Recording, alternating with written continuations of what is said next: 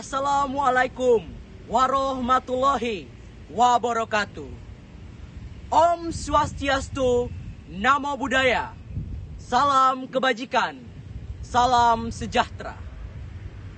Salam Cakrawati Samudra, sahabat maritim Nusantara. Saya Valdo Brian Mahakena, asal sekolah SMP YPPK Santo Paulus Abepura, akan membawakan pidato Baharudin Farawawan dengan judul Gerakan Poros Maritim Indonesia.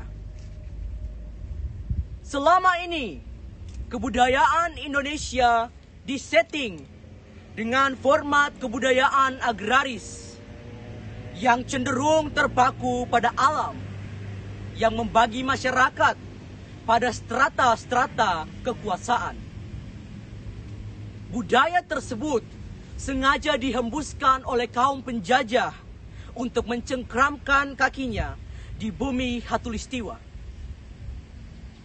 Lupa terhadap kekuatannya, walhasil bangsa Indonesia menjadi budak, kuli, dan buruh di negeri sendiri.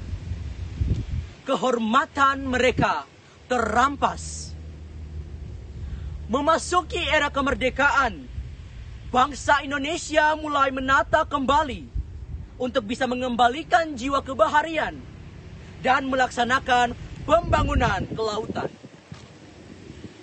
Hal ini didasari akan kesadaran akan ancaman yang mungkin timbul karena faktanya wilayah laut Indonesia merupakan wilayah terbuka, sehingga dengan leluasa kekayaan laut Indonesia berpotensi dimanfaatkan oleh bangsa lain tanpa ada kemampuan untuk melindungi. Sahabat maritim Nusantara, pada masa Presiden Soekarno, letupan-letupan mengembalikan kejayaan bangsa maritim sedikit demi sedikit mulai dihidupkan kembali. Salah satu pidato yang menandai langkah tersebut disampaikannya pada saat membuka Institut Angkatan Laut di Surabaya pada tahun 1953. Dalam pidatonya, Bung Karno berpesan, usahakanlah agar kita kembali menjadi bangsa pelaut. Ya, bangsa pelaut dalam arti seluas-luasnya. Bukan sekedar menjadi jonggos di kapal. Bukan. Tetapi bangsa pelaut dalam arti yang seluas-luasnya. Bangsa pelaut yang mempunyai armada militer. Bangsa pelaut yang kesibukannya di laut, menandingi irama gelombang laut itu sendiri. Pada masa yang sama, meneruskan keinginan Presiden Soekarno untuk kembali membangun negara maritim, Perdana Menteri Juanda membuat deklarasi yang sama yang kita kenal dengan nama Deklarasi Juanda pada 13 Desember tahun 1957. Bagi keutuhan teritorial dan untuk melindungi kejayaan negara Indonesia, semua kepulauan serta laut terletak di antaranya harus dianggap sebagai suatu kesatuan yang bulat. Demikian salah satu kutipan dari Deklarasi Juanda. Sahabat maritim Nusantara, deklarasi ini membangun wawasan Nusantara yang bertujuan untuk menyatukan wilayah Indonesia dalam satu kesatuan hukum untuk menghindari disintegrasi. Deklarasi Juanda mempunyai nilai yang sangat penting sebagai pemersatu dan persatuan bangsa. Berkat Deklarasi Juanda, laut kini menjadi penghubung antar bangsa, antar pulau. Deklarasi Juanda menegaskan antara darat, laut, udara, dan seluruh kekayaan, semua dalam satu kesatuan wilayah Indonesia.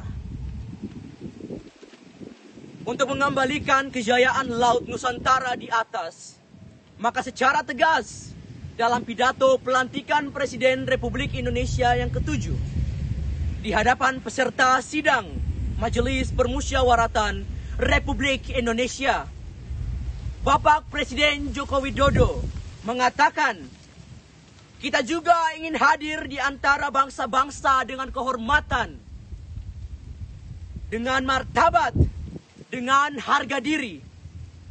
Kita ingin menjadi bangsa yang bisa menyusun peradabannya sendiri.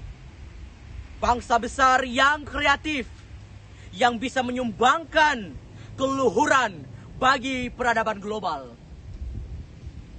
Kita harus bekerja dengan sekeras-kerasnya untuk mengembalikan Indonesia sebagai negara maritim.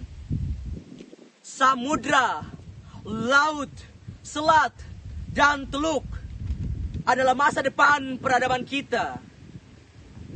Kita telah terlalu lama memunggungi laut, memunggungi samudra, serta memunggungi selat dan teluk.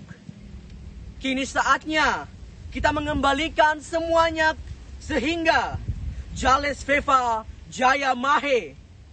Di laut justru kita jaya. Sebagai semboyan nenek moyang kita di masa lalu bisa kembali membahana.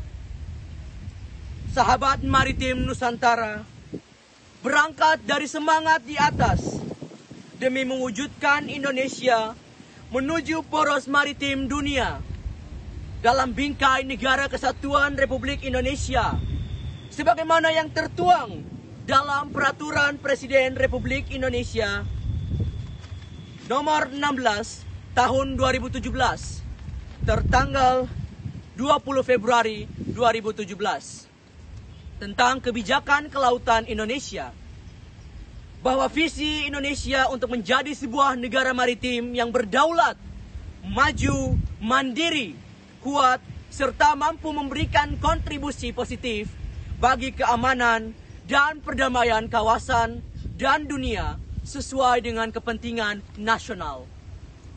Selanjutnya, dengan mengingat kebebasan berserikat, berkumpul, dan mengeluarkan pendapat, sebagaimana yang merupakan bagian dari hak asasi manusia dalam kehidupan berbangsa dan bernegara dalam Negara Kesatuan Republik Indonesia, yang dijamin oleh Undang-Undang Dasar Negara Republik Indonesia tahun 1945. Maka kami mempunyai visi, misi, serta kehendak yang sama, bersepakat membentuk badan hukum yang kami namakan Gerakan Poros Maritim Indonesia, yang disingkat Geo Maritim Indonesia. Semoga Tuhan Yang Maha Kuasa meridhoi perjuangan ini.